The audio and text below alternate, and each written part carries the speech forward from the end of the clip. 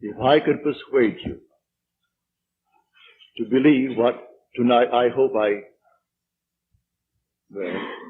will try to, your entire world would change.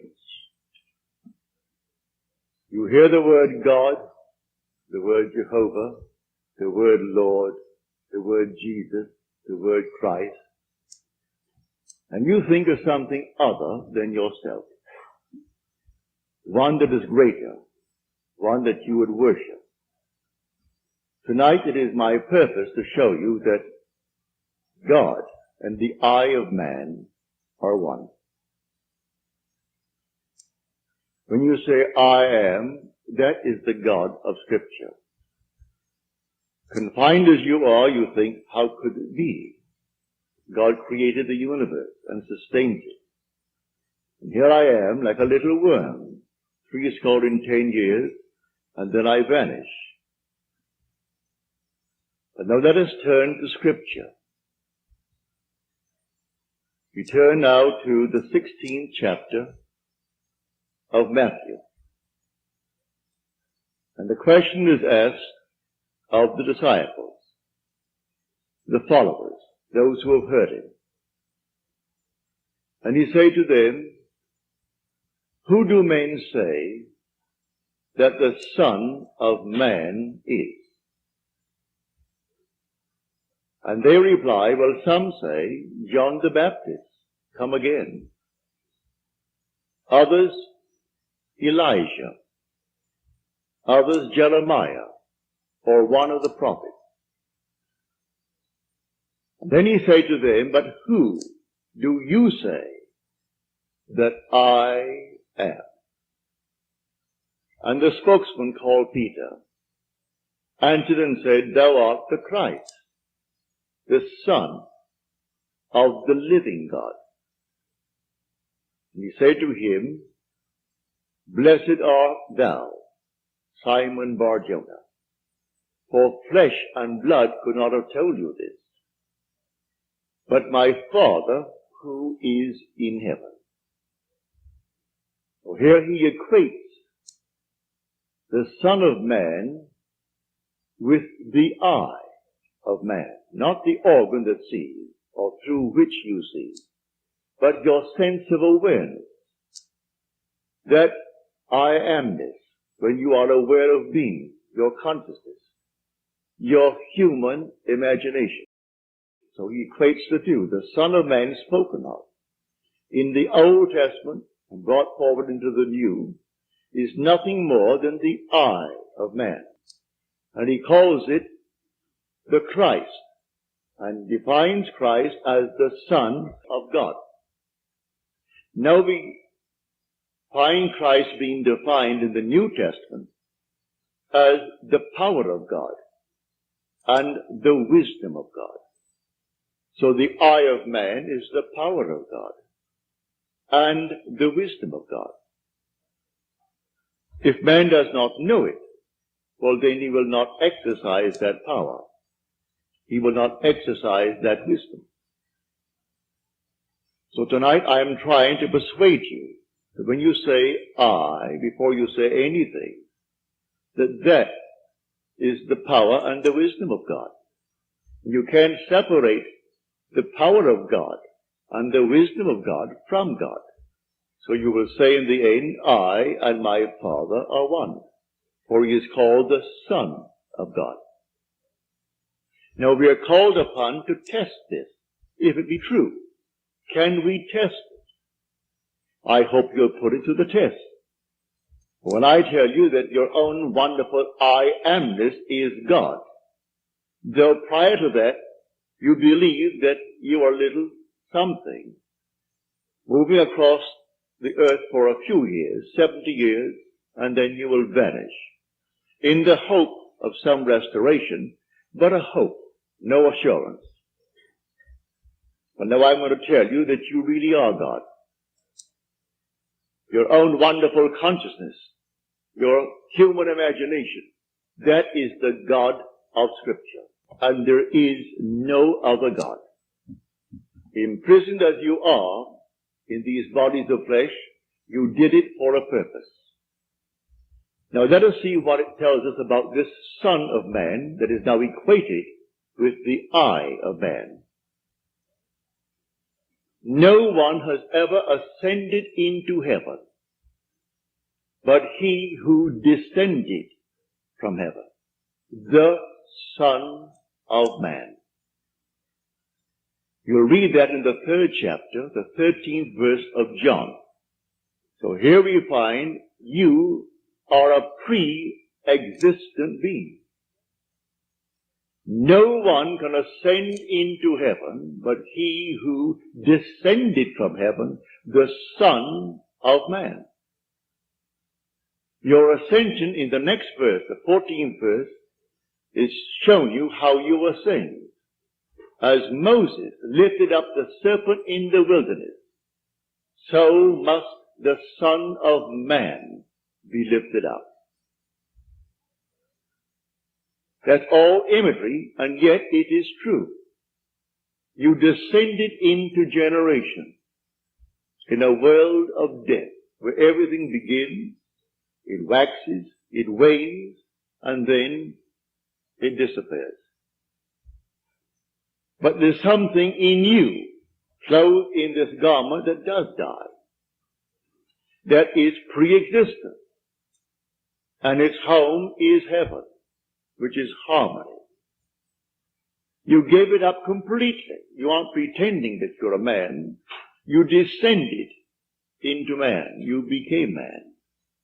With all the weaknesses, all the limitations, all the restrictions of man, to experience this world of death and decay. There will come a moment in time that you will ascend from this restriction, taking with you the experience that is yours because of this restriction. And you will ascend in the same manner that Moses lifted up the serpent in the wilderness. That was an adumbration. That was a foreshadowing. You will rise from the base of your spine, up your spine into your own skull, for heaven is within you. And you will rise like a fiery serpent, without any loss of identity. The form you wear, I hesitate to describe it. I will tell you that your face is human, your hands are human, your voice is human, but do not ask me to describe the body that you wear. It's infinite power, infinite wisdom, and yet it is a form. You are that fiery being that descended, not because of anything that was wrong when you descended. The fall is not because of any mistake on our part. It's a predetermined plan to come down into the world of death and decay and overcome it. If coming down, wearing these garments, we knew who we were, pretending that we were men, we could not accomplish it. Any more than an actor on the stage, pretending that he is Hamlet, can actually play that part. He has to actually assume it, but even then it is still with a little something in his mind. He knows he is the great actor who tonight will go home to his lovely home, and he'll take off the garment and hang it up once more, and tomorrow he'll replay the play. You don't do that in this play of God. You don't take off the garment. You wear it for your 80, and if by strength, your 80, or maybe even longer, or shorter. But the I of man is the God of Scripture. Put it to the test. Let me now, first of all, before we go into the testing of it, make clear what I said on the last lecture night, Friday night, prompted by a question that was asked here. For I had said in the previous lecture that there are ranks in heaven as they are on earth, for this is only a copy. Everything here is a shadow. It's a copy of the eternal realities. Believe me that when you say I, before you say I am John, I am Bill, I am this, I am that, I am the other, you are declaring yourself to be. And that sense of being is God. That's God. Now what are you going to put on it? All things are possible to God. All things. You could say now, as you're seated here, after first affirming that I am, you could then assume that I am, and you name exactly what you want to be. If you believe what I tell you about your own I amness, and remain faithful to what you have assumed, that assumption will harden into fact. When you pray in the true sense of the word, you do not pray to any external God. Everything he creates from within himself. And this pattern, the individual awakens within himself. And who does it? The I of man. And that is God. Now tonight you can test it, as you're called upon to test it. Test yourselves and see. Do you not realize that Jesus Christ is in you? Unless, of course, you fail to meet the test. Examine yourselves to see whether you are holding to the faith. What faith? To have someone tell me that I am a Christian, or I'm a Jew, or a Mohammedan, and holding to that faith that they talk about? No. The faith that I'm talking about tonight. That your own wonderful I amness is God. Test it to see if you're holding to that faith.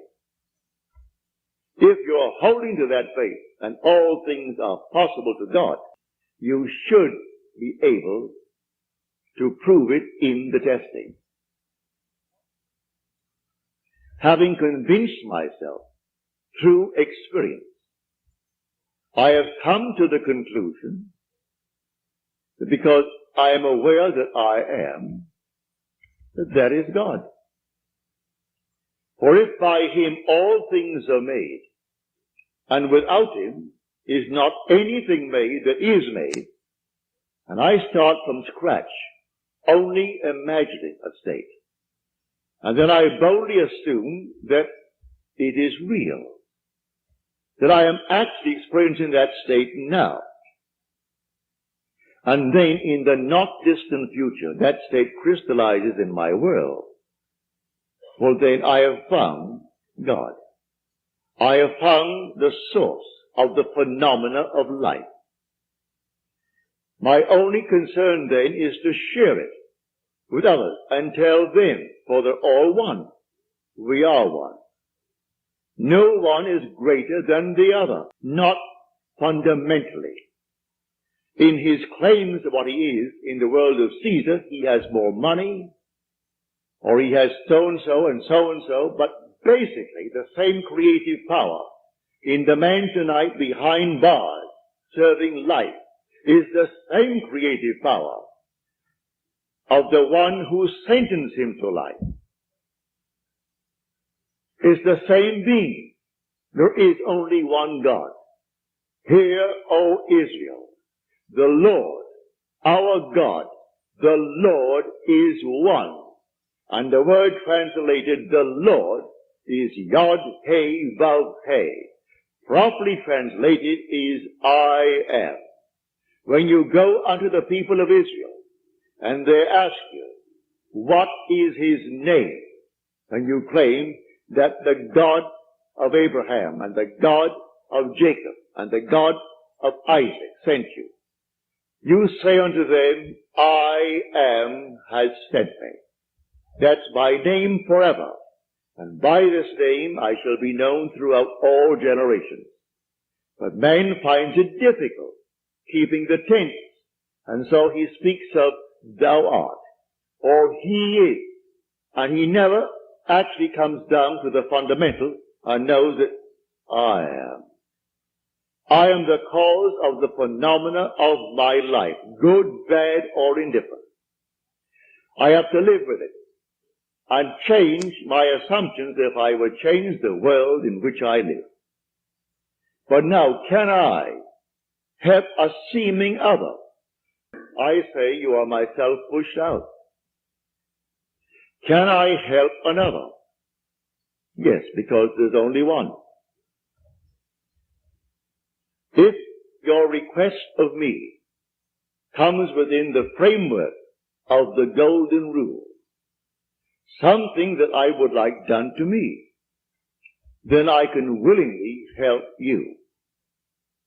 If you ask of me that which does not come within the frame of the golden rule, do not ask it of me. I grant you complete freedom to go elsewhere and go to anyone who will tell you they can do it in spite of what he said. Go ahead. But if anyone asks of me any request, all that I do is this. It's so simple. We are told in Scripture, whatever we ask of him, knowing that he hears it, it shall be done for us. If we know he hears it. Well, can you imagine you seated here on the surface of your being, a rational being, knowing something that the depth of your own being that encompasses you doesn't know? So you know, and you think, well, he doesn't know. Well, read that in the story of Ezekiel. You'll read it in the 38th chapter. And these are the elders of Israel that went into the dark room. And they are carving on the walls all gruesome things. And they said within themselves, the Lord does not see us. And the Lord is speaking to his prophet Ezekiel. And he said, the elders of Israel say that I do not see them. And watch what they're doing. Making all these abominable things within the great cavern. They will all reap them. Because I see everything that the elders of Israel see. But they think because it's dark and it's a cavern, no one knows what he's doing. That God doesn't know it. I've said time and again, there is no fiction in this world. When you pray, go within and close the door of the senses. Deny all that seems so obvious. And your Father who is within will reward you openly. But commune with self, for you and the Father are one. So you commune with self. And what does he tell you? Exactly what was asked of you. He heard it, and he has all the ways and means that you on the surface of your being know not of. He will do it. You can ask anything of one if it comes within the framework of his code of ethics. Don't ask anyone who knows how to pray something that does not come within his golden rule. Do unto others as you would have them do unto you. Just as simple as that. And most of the requests would come within that rule. And so you simply hear it. And then you drop it completely. And in the depths of your own being, you're still hearing it. And the Father knows all means, all ways. And so he singles out the best way to externalize it.